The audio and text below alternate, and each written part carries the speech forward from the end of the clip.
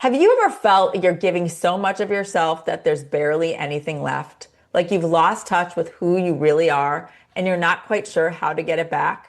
We've all been there. That's why we can't wait to introduce you to Saloumeh Good. She's a licensed clinical psychologist and the president of the Sufi Psychology Association. Saloumeh brings together ancient Sufi wisdom with modern psychology in a way that's truly transformative. What is Sufism and what is Sufi psychology? We're exploring it all, how it differs from Western approaches and how it can help you reconnect to your essence, body, mind, and spirit. Plus, you'll learn about a powerful form of Sufi meditation that's all about coming back to your center. Saloumeh has helped thousands, including caregivers at the height of COVID. She knows what it takes to help someone keep going and reconnect to themselves. If you're feeling burned out or overwhelmed and have been searching for a practice that combines spirituality with practical self-care, this conversation may be exactly what you need. Let's dive in. Hi, Saloumeh. Hi, Karen. Hi. Hi. I feel burnt out and overwhelmed. Let me just start there. For those of us who want to know, what is Sufism? And for somebody who's new to it, how do you describe it? So it's interesting because I think when people think of Sufism, you've heard of it in terms of typically Rumi, the Yes. poet. He's a 13th century Sufi poet, or you've heard of whirling dervishes, is what people think of. Yes, very much. And so I don't think people know as much about what it actually is. So Sufism is best described as it's a discipline of self-knowledge. So it's the path of self-knowledge. What's fascinating is I think everybody is constantly looking for this. They're looking for themselves, and we do it in all sorts of different ways. We will seek out psychics to tell us about something, right? Or we'll seek out all sorts of different experiences to tell us about ourselves, self-help books, therapy, all of these wonderful tools that we have as ways to connect with ourselves a little bit more, to understand ourselves a little bit more. The whole wellness scene is even about that, right? Understanding our physical body and how do I get it to be more efficient or whatever it is. Sufism, this discipline of self-knowledge has been around for thousands of years. So it has been there always, and it has been very practical. It's a practical method to uncover and excavate who you truly are. Now, I think I have to preface this by saying what we typically think of when we think of our self or our identity is usually maybe like a couple steps deeper in terms of our physical body. So we have our physical body, we have maybe our thoughts, we have our emotions, our personality, and all of those. And sometimes we think our personality is maybe that identity of who we are. Like I'm a good person. That's maybe a couple of layers deeper in the onion. But that's truly not yet. Your true identity is that part of you that has remained constant and stable, even when your personality has changed, when your body's changed, your emotions and your thoughts have changed. It's the part of you that is connected, as we would say in Sufism, with all of existence. It is the all, the one, right? We can't say there is this one entity, this one existence, and then there's me over here. So there's only a one, is what would be the true belief in Sufism, is that there's one.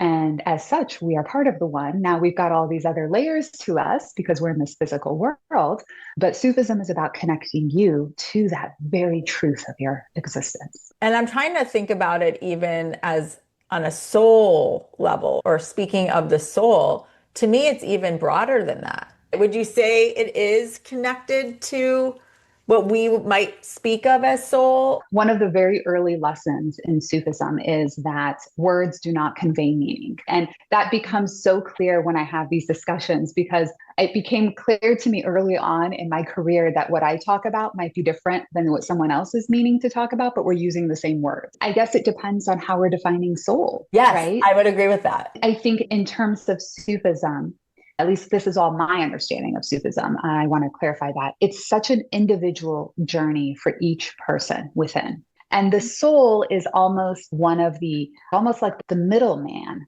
between your physical dimension, which includes your thoughts and includes your emotions, even though we think they're not touchable, they feel like deeper somehow, but those are still part of the physical dimension, your body, thoughts, emotions, social life. And then there's the oneness. And the soul, at least my understanding, is that middle part that connects, that's that connecting point. And so it might be the closest point that we have to understanding the existence because we are limited. We're bound by our limited mind and our limited experiences in this world. So how can I even begin to fathom or understand something deeper? I can get glimpses of it and touch it. But yes, I think it's through the soul would be the connecting point. In Sufism, it's actually through the heart. The heart is the center, the seat of your soul, center of your connection to all of existence. I love this already. I just have to say, because it is a unifier. If you really believe in that, everyone always says that we are all love. That is our essence. So I love the fact that Sufism belief is heart-centered. And I also love the fact that it unifies us all because we all come from love, if we are all love. And then it's those layers that you're talking about of our soul and our identities and our personalities and all the other things that kind of form the outside of ourselves. But inwardly, we're all kind of this essence of love. That's so beautiful. It's funny you say that because oftentimes Sufism is referred to as the way of love. That's beautiful. And I really did not understand the principles in that way. As you said, personally, always think about whirling dervishes. Why is that? Why do you believe that is what comes to mind for many people when they think of Sufism? I think that's what's had the most exposure. So Sufism is oftentimes called a mysticism. It's got like this mystical, like, ooh, what is this kind of component? And we are naturally, I think, so drawn to these types of things. I think this is why I was just talking to a friend the other day about energy, and people are so fascinated with energy. And they're always like, tell me about energy. I want to learn about energy. Whereas from the Sufi, it's part of you. It's not really something super mystical and whoa, what is this? It is very much, it's another sense of ours. It's another component of ours. But when things seem mysterious and we don't understand them, we tend to really gravitate towards them. Probably why we all seek self-knowledge, and you've got a whole seeking center. It's something that clearly there's something there that we don't understand, and therefore it seems mysterious and unknown. Now, the whirling dervishes or Rumi are ones that have just had way more exposure. And I think people look at that with awe. And Rumi, his poetry pulls at something that's really inherent in all of us. And I think we tap into that with him. When we are programming a lot of our newsletter content or daily inspiration, Rumi is probably the most quoted within the Seeking Center world. There's just so much wisdom there.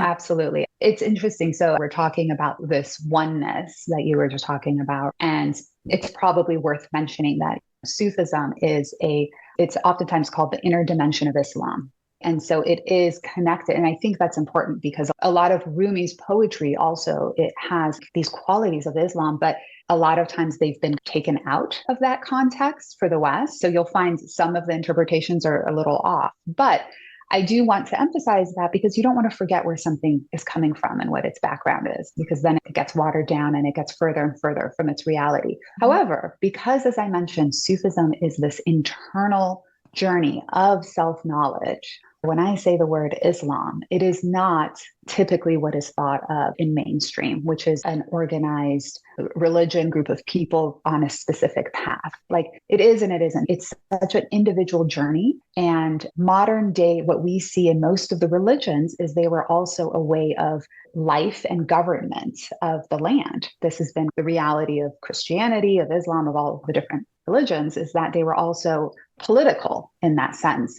Sufism has always remained outside of that. And so for it comes back to the heart of Islam, which is submission to the existence, to the oneness of existence.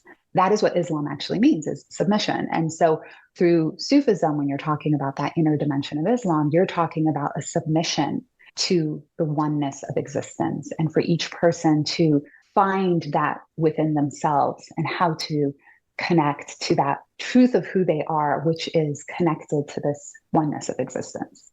I really appreciate you expanding on that because I'm sure there are people who may understand where it comes from and not understand how that works together. So, and not knowing, is it a religion? Is it a practice? Yeah. That's so helpful. Yeah, Sufism is not a religion. It's a discipline. It's a school. When you go to a Sufi, so the school I I'm a student of is the MTO Shah Masudi School of Islamic Sufism. And it is a school. There is a teacher. You have homework. A lot of it is internal. The belief at this school in particular is that you are the study, you're the laboratory, and you're the researcher. And so a lot of it is what you learn, go and implement it within yourself so that you will truly know if it's real versus somebody has said it, believe it, and follow it out of belief. It's about experience and not belief, because that's the only time you will truly know something. And Sufism is all about knowing that oneness within. And that means you have to say, yeah, I don't really experience it that way, or that might not be for me, and be okay with really being on your path, whatever that means. Thank you for clarifying all of that. So then what is Sufi psychology and how does that differ from traditional Western psychology? So, I got my doctorate in clinical psychology, went the whole PsyD, doctorate of psychology, and a postdoc after and everything. And alongside of that, I've always been, since I was little, a student of Sufism. And so I just felt really, I understood. I'm looking at the human being, but I'm understanding this deeper part of the human being. The word psychology means psyche, the soul, science of the soul. It was originally the science of the soul, is what it actually means. Now, what happened is over time, in an effort to become more scientific, we relied on kind of the scientific method to understand the human being, because those are the things that in our modern day science we can measure, right? We can measure the physical body, we can measure the effects of your thoughts and your emotions and behaviors. And so because we were trying to measure and become more scientific in our understanding of the human being, Western psychology is very much the human being is their behaviors, their thoughts, their emotions, typically. It's usually referred to as the biopsychosocial model, and then themselves socially. Now, we know that anybody who works with patients, we know that there's something deeper to them than just the workings of the brain and the body. Like, we know there's something deeper. So we've got like humanistic psychology, which is, there's something more soul-based that's there. Sufi psychology takes these teachings and beliefs and practices of Sufism and combines it with modern psychology. And the way that we view it is we have, in Sufism, we talk about how there's two dimensions of our being. Now, I'm talking about this in terms of dimensions, but I want to emphasize that this is just for the purpose of talking about it. But in reality, we're one, right? We're not two, but we are one. But there's two dimensions. There's the physical dimension, which is what we usually talk about, which I just mentioned, your body, your thoughts, your brain, your emotions, your interactions with the world, our social relationships. These all fluctuate and change. These are all limited. This is what we typically have a handle on. And then there's the spiritual dimension, the part of us where we don't even know how this works, where we're like distraught and sad, and yet somehow there is strength that emerges from us to push through.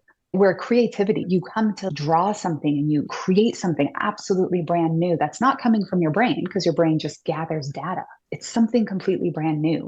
The spiritual dimension is the other part. So in Sufi psychology, we use Western psychological methods to balance the physical dimension, but we also use Sufi practices, Sufi concepts to, I'm not a spiritual guide, a Sufi teacher. My goal isn't to tell people who they are, but to remind them that there's something more for them to then seek. So in doing that is attempting to balance the two. To me, you would hope that when you are on a journey of trying to better understand or navigate life, that you are coming at it. I know that's why we have Seeking Center. You want to come at it from these two different places, as you just were talking about, because which then equal your oneness.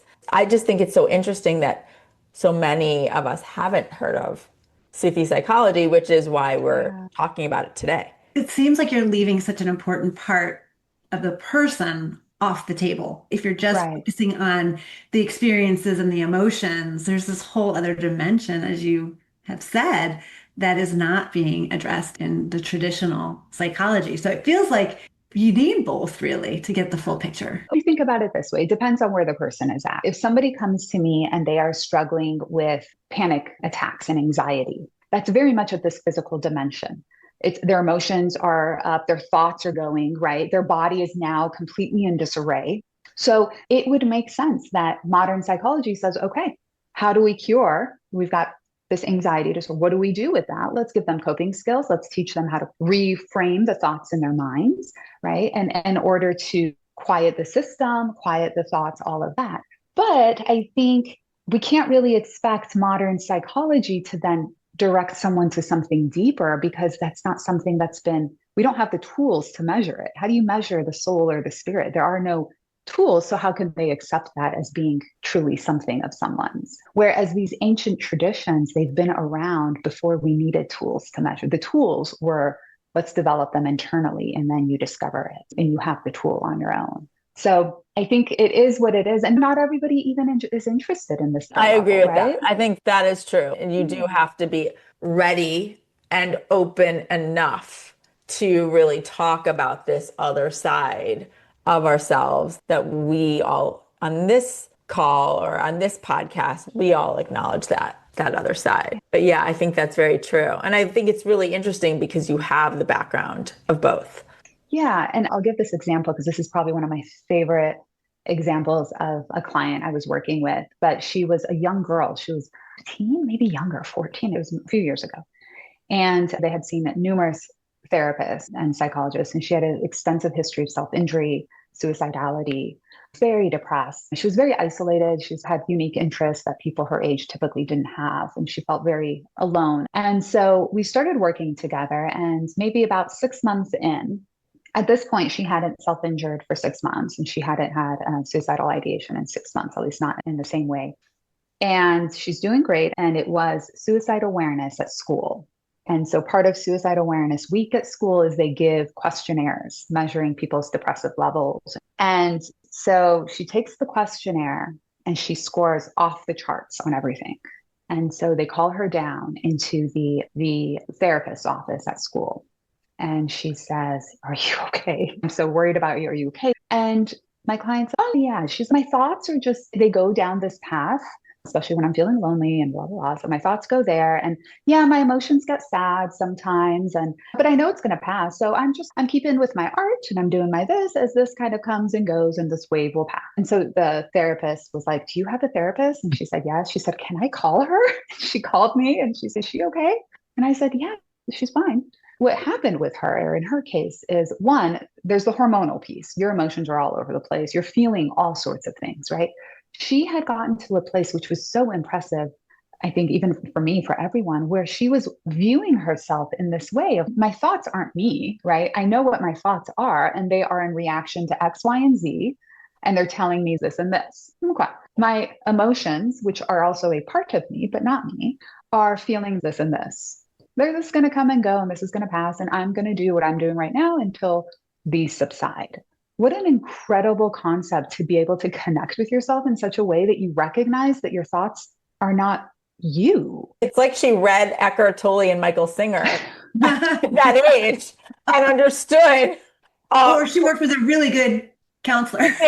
That's true. Wow. It was a lesson for me, though, in, the measures, right? So the measures that we use in Western psychology are looking at your thoughts and your emotions to determine depression. So when they look at that, they're like, "Oh my gosh, she has these thoughts and these emotions, therefore she's depressed."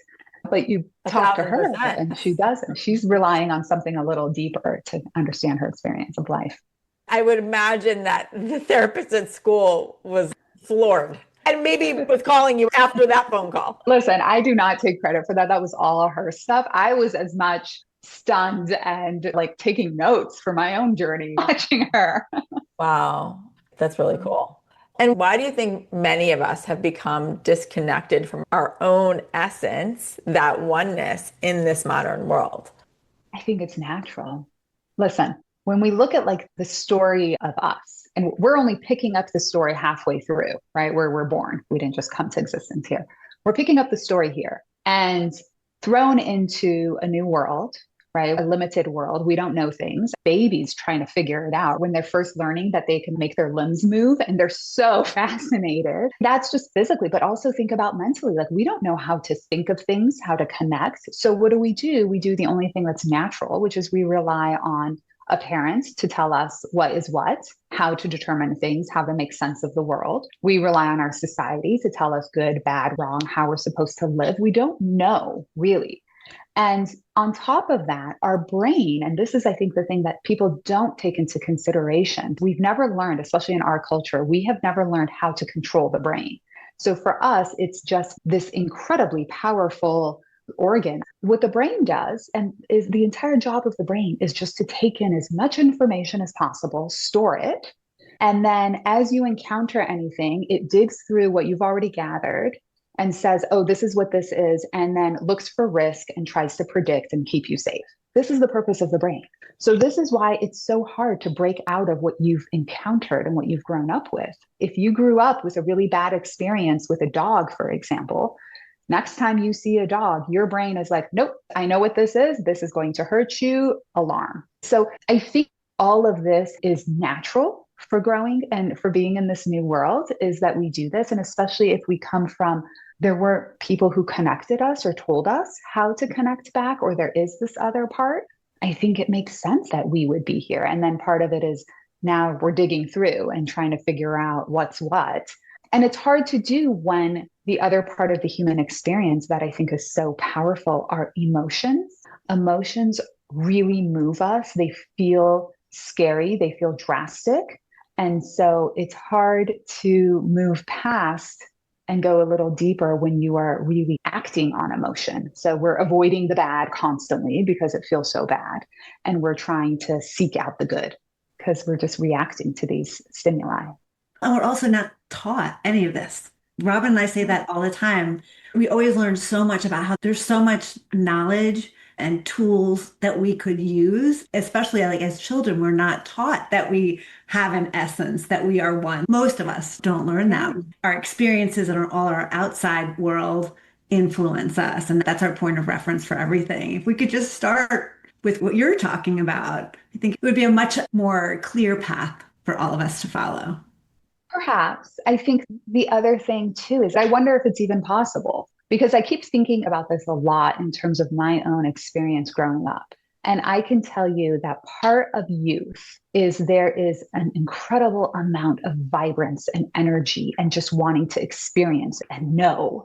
And honestly, I just was like out in the world trying to experience as much as I can, know as much as I can, and to turn inward. And I grew up in this school, but trying to turn inward for me has always been such a challenge and such a battle because there's FOMO and I want to go, right? I'm so physically and externally focused. I don't know what it would look like. And I think we start with where we are, and where we are is okay. It's exactly where we are. There's nothing wrong with that. And so how do we uncover and move forward? And just speaking of you growing up, how did Sufism integrate into your life? Yeah, one of the things that is always taught in Sufism is it's not anything to be born into. Religion or paths or spirituality is not something that is just handed to you. It's a path you have to. I always think about it. I can't remember. I think it's a Sufi poet who said it. I can't remember who. I read it somewhere where he said, the ashes are always bragging about their father, the fire. Like this notion that just because, it doesn't even matter. Your parents could be someone spiritual and great and whatever. It doesn't translate to you being that. I couldn't agree more. That's really how I live my own life. So many are not taught that. No, and I love that you're saying that. Yeah, it's an even playing field. We're all in our own boats going about it. So I wasn't born into a family that practiced Sufism. My father was a student of the school. I started attending the school when I was about 7. So I was a meditation baby, right? I would take these classes and do these practices. That was always natural to me. I will say, I think Sufism has impacted me in a lot of different ways. One of the things, just saying meditation makes me think of, I never was into drinking, drugs, any of that. I didn't like something outside of me altering my experience, right? If I'm going to have a altered experience, I want it to be self-induced. I want it to come from within and not from without. So I think that has always been a big part. A lot of within Sufi talk, one of the hardest things within the lessons is, as I mentioned, we gather everything that we've heard from the world and we essentially put it in a bag and we throw our name on it, and that becomes our identity and who we are. And so part of it was working on and continuing to take those out, right? And face them. And this isn't me. This is someone else. And one thing I learned really early on, and I'll never forget this, and this is just to show an example of this. I was going through a particularly difficult time in my life, and I was really sad. I was in the airport. It was a red-eye flight coming from California to Chicago. I was all in my feelings. I had the glasses on, sitting there crying in the airport, like real dramatic. And I felt really sad. And I remember in a little corner of my mind, really slight corner, there was a little bitty voice that believed that if I am truly sad and if I'm really heartbroken, I am sad, something is going to save me from this.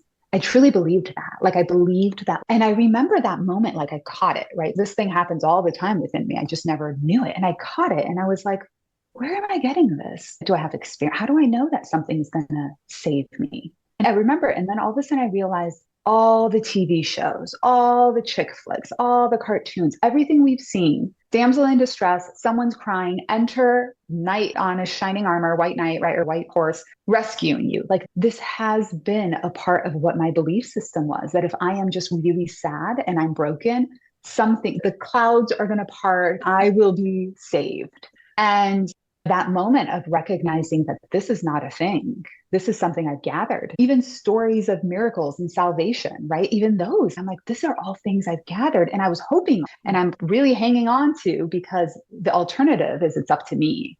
And so it occurred to me that, oh gosh, if anything's going to happen, I have to do it. Like I have to do it, not anyone else. It has to be me. And so then I cried 10 times harder because I was like, I don't know what I'm doing. I don't feel equipped to navigate life or anything. Up until now, I was relying on like a God or someone to come and rescue me. And this is on me now, right? And so it was a 3-hour flight from LA to Chicago. And I said, okay, you have 3 hours to feel sorry for yourself and to really object to this and to cry it out and get it out. But when you land, like you have no choice. There's no other option. Put on your shoes and let's go. And I did. I spent those whole 3 hours feeling sorry for myself. I really leaned in. Which is the normal part of you, right? Like the normal, when I say normal, it's that human element to all of us that we came here to experience it. You can't just bypass that. And you did. Right. You did, but Right. that's a healthy way of doing it, right? Like, here's my time. Sometimes you just have to indulge yourself. That's right. That's fine. At least I limited it. It wasn't indefinite because we don't have time for this. We have lives to lead. So you were able to really learn these principles at a young age and integrate them into your life in this meaningful way. And continuing to, right? As life goes on and my experiences in life change, I find that the lessons are harder, obviously, and they keep changing. A lot of times I'll have clients who will say to me, for example, I've never been this way. It's because of that I'm this way. Now that in my life, I'm angry. I've never been angry. So therefore it's his fault, for example. And in Sufi psychology, we would say, no, it was always with you. The opportunity to emerge wasn't there. So now it has. And so I think that's constantly every shift in life. It feels like a struggle, but it's like I have to remind myself that it was always there. This is just another thing that you got to work through, another layer of the onion. That's right. And we've talked about this oneness, which we very much believe in. And there's different ways of experiencing that. And one question I have is, there is this powerful meditation tool, Tamarkoz. And is that one meditation tool that can bring you to that place?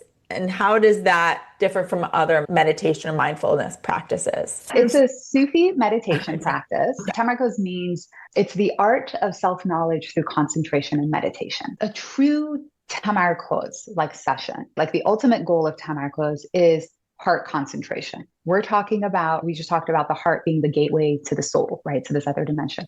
Now, heart concentration is something you have to work up to do. It's not something we can just sit there and I can concentrate on my heart. There's too many other things that are in the way. And so Tamarkoz has 5 components, and these different components target the different parts of you and the different aspects of yourself to bring them all in harmony so that you can ultimately do the heart concentration. That's Tamarkoz in its spiritual form, right? What somebody on this path would use it for is to connect within. Now, Tamarkoz also we're using it as caring for our caregivers, and we're using it in hospitals, we're using it at universities and all of that, because without doing that whole part without the goal of the spiritual connection with the heart and self-knowledge and all of that. The different components of tamarkoz do a lot also. So the very first component of tamarkoz actually helps you. It's called mental relaxation, helps you quiet the mind. The more you do this practice, the more you learn to quiet all the chatterings of the mind. The next one is called movazene. Movazene means to balance. This actually balances the energy fields within your body, the electromagnetic energy centers of your body, so that the energy is uniformed throughout you and it's not so condensed in one. Energy within the body in particular, we have a whole field in psychology right now in terms of trauma work and somatic work. We're realizing more and more that there's something to that. And then there's breathing exercises which amplify the electromagnetic waves that you're connecting to. So this, I can go into this for days. And then there's deep relaxation, which gets rid of tensions in the body and in the muscles. So all of this, it's to quiet the mind, quiet the body, harmonize your energy, and using breathing practices to really get you focused on one point, one goal. So the practice involves all of that. Now, these practices are used independently. And actually what we've found through research, there was a research article that was published in Nature magazine that showed that tamarkoz practices, because they were taught at UC Berkeley for many years and UC Davis, they found that the students taking that course of tamarkoz, their perceived stress was decreasing and their positive emotions was increasing even in times of high stress. So as the control group, which is just like the regular people at the university who aren't taking the class, they were going into finals, their stress levels were increasing. The group that was doing tamarkoz, their stress levels were decreasing and they were like feeling good, all positive. So it was for this reason that we're looking at all of the studies done and we're like, okay, we can use these on populations that are more stressed and are more vulnerable. First responders, university students, healthcare workers, and such. Is there a set time that you need to practice? Is it something you can do in 5 minutes? Is it something you need 20 minutes for? And is it really hard to learn? Because it feels like a very multifaceted process. So there's different components. So we have a tamarkoz app where we have classes that are like 15 minutes long. It's not full tamarkoz. It's not that full sit with your heart. They are these different techniques, practicing them and getting them done. What I have found personally, when I first, and I'll just use mental relaxation, for example. The first time I was doing mental relaxation, I would do the guided. The guided is like 8 minutes long or something. You just have someone there and you're able to do it, which is great. And I would do that. And then I would sit for myself and I would do the exercise. And then what happened is as I did it more and more, as you guys know, it's like a muscle that you've worked, right? To the point where if I'm trying to sleep right now and my mind is racing, I literally, it takes 3 seconds. I just move the thoughts, quiet, and I'm out. So you learn how to use these techniques. So the more you do them, you can achieve them more and more. In terms of a time, honestly, it's whenever you can do it. So in best practices, really with all of these types of practices, it's really best to have a set space and preferably a set time, mostly because the physical dimension does really well with structure. So if I have a set place and a set time, my brain will be like, oh, okay, let me get in that mode. This is the time. And it just adjusts. Pavlov's dogs. This has been researched. So it helps with the interferences of your physical dimension as it pushes against these types of practices to have a set time and a set place for it. And is this a prescription, I say in air quotes, for your patients or people that you know that are experiencing burnout? Do you find that this is a way for them to release that and work through that? It can be. Yeah. I typically don't prescribe it, offer it up to like everybody or think everybody should. It's different for different people and how they use it. The thing with burnout, I will say, coming from a Sufi background, I think my perception of burnout is slightly different than what we typically think of. Typically, burnout is called emotional and physical exhaustion, and people are told to just do self-care to treat that, which typically has been translated to whatever you like doing. Massages, this, that, the other thing. Coming from a Sufi perspective, a self-knowledge background, typically when I'm addressing burnout, we first take a baseline. We see where you are at in terms of balance through all the different aspects of your life. And then the ones that are the lowest, we begin to target those. And that is what self-care is, to bring the system to a balance. Because if I am, for example, stressed financially and stressed with time, and I'm feeling like I don't spend enough time with my kids and I have all these work responsibilities and all of that, and then I'm like, oh, I'm burnt out, I have to get a massage, right? That hour, I might be able to zone out for a bit and have peace maybe for 60 minutes during the massage. But now I'm financially further deeper in the hole, more stress. I missed out on more time with my kids, feeling worse. So it's not really helping you. But I think these are concepts that typically aren't discussed. Again, these are terms we throw and we use without really thinking about what they mean. It's such a good example. It's true. And speaking of people that we know you've worked with, are caregivers. And so, how have you integrated and worked with caregivers using Sufi psychology or Demarcos to support them during burnout? Because we know so many caregivers right now have been, especially over the last 5 years. Yes. So during COVID, we started the Caring for Our Caregivers initiative, which, as I mentioned, the research on the Demarcos method, right? High stress, during times of high stress, it decreases perceived stress and stuff. So we started donating electronic tablets with videos from the Demarcos app on them to healthcare workers and hospitals. So they had these in their break rooms. Because what was happening during COVID, since a lot of my patients are healthcare workers, I was hearing back that basically they're exhausted. They're sitting there just dazed on their breaks, right? There isn't anything they can use that kind of helps give them a little moment of relief. So really at that point, the purpose was to give them moments of relief. And I should mention Sufi psychology, it's not like a one size fits all. Let me throw this exercise at you and it's going to solve everything, right? Psychologically, people are so complex. You really have to work with where they're at. If somebody is in a heightened state, like they were during the COVID pandemic, where they're running around, no one has 20 minutes even to sit there and focus inward. It's just not practical. So we need to give them little things that they can use. So that was one of the things.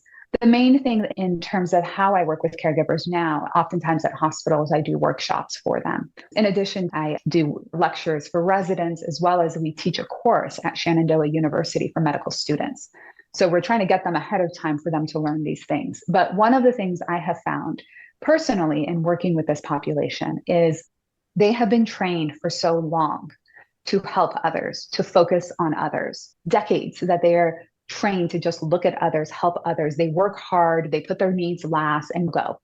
That as a result, they have lost kind of the ability to even understand what's happening with themselves. So they don't notice the subtleties. They don't notice when they're burning out until they're completely burnt. So part of this practice and part of what I would do is I'm teaching them to turn inward and check in so they can begin to understand what's going on with them. So the crux of the burnout issue, I believe in at least part of it with healthcare workers, is their lack of knowledge of what is happening within them because they have had to train. And you've got people with high acuity around you, right? It's life or death. What am I going to think about myself? I should be helping you.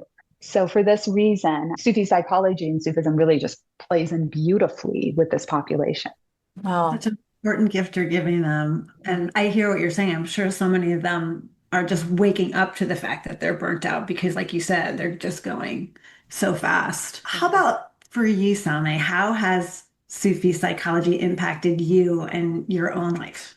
Oh my gosh, so many ways. It's a great question. I think if we're talking about just me in the physical world, I think it's made me more confident. It's made me less likely to feel that I have to go with the flow or what people think. I feel less influenced by people typically, not always typically. I think it gave me a sense of confidence and kind of marching to the beat of my own drum because it is so internally processed. And it has given me a point of focus that's deeper than the everyday life. So the things in everyday life, it really takes a lot for me to get stressed out. I don't typically get super stressed with things. I think it has connected me with a part of myself in a way that I recognize that there's so much more than this existence that I'm living.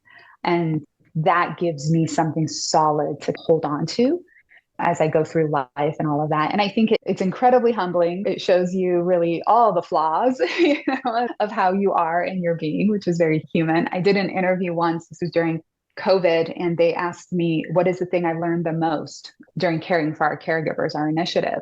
And hands down, the thing I could say is I learned how selfish I am, how much I do things, because you're asking yourself why you're doing things. With Sufism, it's all about you. The questioning is within, and you learn so much about yourself in so many different ways that these are the things I've learned along the way, and I'm still constantly learning. We have just learned so much from you today. I just want to end on, is there one thing that is a non-negotiable for you in your everyday that you think might be helpful for somebody listening right now? I think daily, just spending time, blocked out time that is for you. It doesn't have to be long, whatever it is. And I think in those moments, I might not do all the same things. Sometimes I might meditate. Sometimes I might pray. Sometimes I might sing. I might read a book that's inspiring. I might journal, but it's making sure that there is time that you're spending focused on yourself, like just dedicated to yourself, because it's so easy to get caught up in the day to day. And as we do, we become more reactive to the day to day. That determines my mood. That determines how I'm feeling versus there's something inside that is stable that I can hold on to. I love that. And it connects to what we were talking about earlier in our conversation about how we do get disconnected from ourselves because there is so much going on in our world every single day. So that consistency to connect in with you. And I want to say, especially now, right? As technology has advanced, right? In the old days, our world, our community was like our neighborhood. That's all we saw, right? So it was the stressors of our neighborhood that would stress us out, right? Now it's our exposure is so much more that my neighbors aren't just the people who live next to me, right? They're people across the world. There's people I see everywhere. Being affected by other things, there's a higher chance of me being affected by other things. There is more anxiety nowadays with people. There is more fear. And I think we really need to make sure we are stepping back and inward quite a bit. Completely agree, and so grateful for all that you've shared. I have a feeling we're going to be talking to you more. There's a lot more to seek and learn together. For those that are curious to explore more about Sufism or Sufi psychology or tamarkos, where should they start? You could just go to the Sufi Psychology website. We're starting some online workshops. We have a thing on our Instagram called Wellness Live once a month where we do like an interview related to wellness with somebody. Perfect. Also, there's a Tamarcos app that you can download and try. It's free for 30 days and you can try that. I have classes on Wednesdays at 10 a.m. Eastern. You can watch. Our classes are in a multitude of different languages. We have Hebrew, German, Farsi, French, English, Italian. Wonderful. Spanish. So yeah, try it out and see how you feel about it. I feel like you've just opened the door on like this ancient world that's obviously always been there, but that many of us just never knew about. So Agree. Yes. I'm excited to even explore more. And for everyone listening, you can go to sufipsychology.org to check out everything that Saloumeh was just talking about, learn more about her work too. And thank you so much. Thank you for having me. You guys, this is so great. I think it's really important that there is a platform where people can talk about these things openly, especially now that it's so necessary. So thank you guys for putting that together and for having me. This was a great conversation. Here's to more conversations. Yeah, absolutely. Thank you.